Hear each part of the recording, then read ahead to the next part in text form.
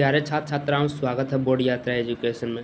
अगर आप लोग क्लास 10th में हैं और 2026 में एग्ज़ाम देने वाले हैं तो आप लोगों के लिए मैं लेकर आया हूँ संस्कृत का पार्ट 3 जो है अलस कथा। आज हम लोग इसका ऑब्जेक्टिव प्रश्न करेंगे। बहुत ही आसान ऑब्जेक्टिव है और लगभग 20 ऑब्जेक्टिव है, ज़्यादा नहीं है और इससे बाहर क्वेश्चन नहीं आएगा, ठीक ना। इससे बाहर क्वेश्चन नहीं आएगा। अगर आप वीडियो के अंत तक बने रहते हैं, पूरा वीडियो देखते हैं तो आपको याद हो जाएगा। संस्कृत हार्ड क्वेश्चन नहीं है। संस्कृत हार्ड क्वेश्चन तभी है जब संस्कृत भाषा में दिया रहता है, लेकिन अब तो हिंदी में पूछा जाता है, इसलिए आप लोग को टेंशन लेने की बात नहीं है। वो काफ़ी आसान ऑब्जेक्टिव प्रश्न रहते हैं। तो चलिए बिना देरी पहला क्वेश्चन करते हैं। अगर आप लोग बोर्ड यात्रा एजुकेशन में पहली बार जुड़े हैं तो चैनल को सब्सक्राइब कर लीजिए। चलिए पहला क्वेश्चन देखते हैं। तो प्यारे साथियों, यहाँ पे पहला क्वेश्चन क्या देखिए। पहला क्वेश्चन है मनुष्य को नष्ट कर देता है। मनुष्य को नष्ट कर देता है तो कौन नष्ट कर देता है प्यारे साथियों। पहले ऑप्शन देखते हैं। ऑप्शन नंबर ए है धन, ऑप्शन नंबर बी है धर्म, ऑप्शन नंबर सी है आलस, ऑप्शन नंबर डी है इनमें से कोई नहीं। तो मनुष्य को नष्ट कर देता है प्यारे साथियों, आलस्य नष्ट कर देता है। ऑप्शन नंबर सी यहाँ पे बिल्कुल राइट आंसर होगा। दूसरा नंबर है मिथिला का मंत्री कौन था। प्यारे साथियों, अगर ये चैप्टर पढ़ेंगे अलस कथा तो यहाँ पे पता चलेगा कि मिथिला का मंत्री कौन था। तो ऑप्शन नंबर ए यहाँ पे बुद्धिवीर, ऑप्शन नंबर बी है कर्मवीर, ऑप्शन नंबर सी है धर्मवीर, ऑप्शन नंबर डी है बृहस्पति। तो मिथिला का मंत्री जो था प्यारे साथियों वो कौन था, बृहस्पति था। ऑप्शन नंबर यहाँ पे हो जाएगा डी, बिल्कुल राइट आंसर, ठीक ना। ऑप्शन नंबर यहाँ पे हो जाएगा डी। क्या होगा, डी होगा यहाँ प्यारे साथियों, डी होगा, ठीक ना। तीसरा नंबर है अलस कथा पाठ कहाँ से संकलित है। अलस कथा पाठ कहाँ से संकलित है प्यारे साथियों। ऑप्शन नंबर ए है अग्नि पुराण, ऑप्शन नंबर बी है पुरुष परीक्षा, ऑप्शन नंबर सी है रामायण, ऑप्शन नंबर डी है महाभारत। तो अलस कथा पाठ कहाँ से संकलित है प्यारे साथियों, पुरुष परीक्षा से। ऑप्शन नंबर यहाँ पे हो जाएगा सी, बिल्कुल राइट आंसर प्यारे साथियों। सॉरी, ऑप्शन नंबर यहाँ पे हो जाएगा बी, बिल्कुल राइट आंसर, ठीक ना।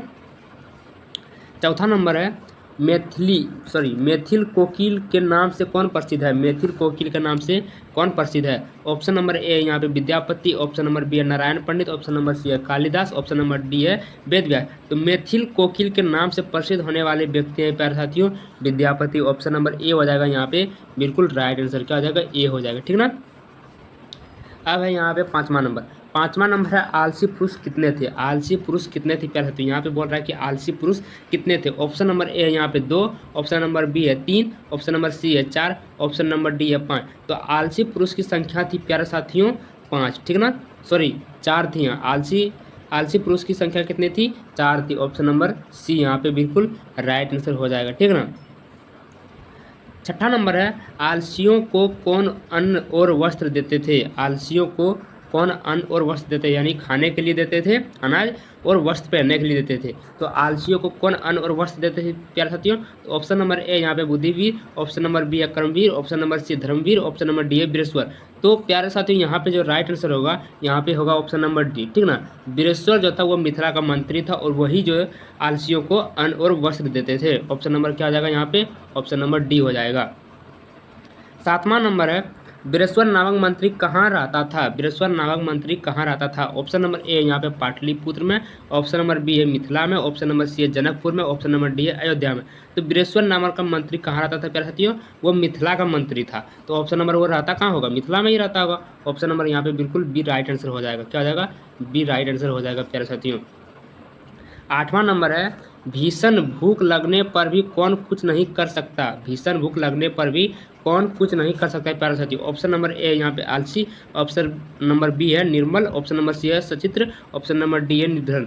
तो भीषण भूख लगने पर भी कौन कुछ नहीं कर सकता है प्यारे साथियों। ऑप्शन नंबर ए हो जाएगा आलसी, यानी आलसी को कितना भी जरूरी चीज़ क्यों नहीं रहे, भूख ही उसे क्यों ना लगा रहे, वह खाने बनाने में कमाने में काफ़ी आलसी होता है, ठीक ना। तो ऑप्शन नंबर ए हो जाएगा यहाँ पे बिल्कुल राइट आंसर। नौवां नंबर है प्यारे साथियों कि अलस कथा पाठ के लेखक कौन है। अलस कथा पाठ के लेखक कौन है प्यारे साथियों। ऑप्शन नंबर ए यहाँ पे विद्यापति, ऑप्शन नंबर बी है नारायण पंडित, ऑप्शन नंबर सी है कालिदास, ऑप्शन नंबर डी है वेद व्यास। तो अलस कथा पाठ के लेखक कौन थे प्यारे साथियों, कौन है। तो ऑप्शन नंबर यहाँ पे हो जाएगा बिल्कुल right answer A, Vidyapati. Vidyapati अलस कथा के लेखक थे। ऑप्शन नंबर यहाँ पे ए बिल्कुल राइट आंसर हो जाएगा। चलिए 10वां क्वेश्चन की ओर।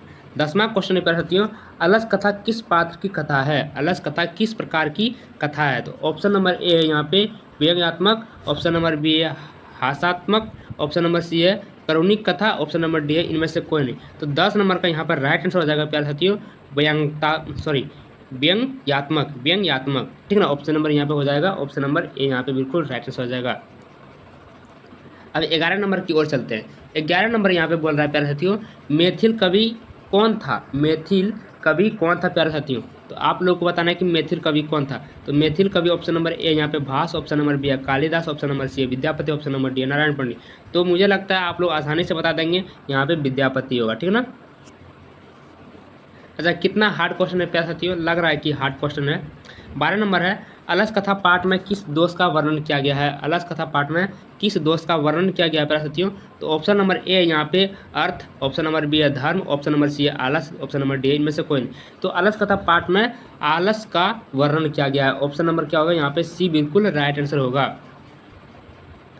13 नंबर है प्यारे साथियों कि करुणिक के बिना किसकी गति नहीं है? करुणिक के बिना किसकी गति नहीं है? ऑप्शन नंबर ए है धूर्तों की, ऑप्शन नंबर बी है पतितों की, ऑप्शन नंबर सी है वाचालों की, ऑप्शन नंबर डी है आलसियों की।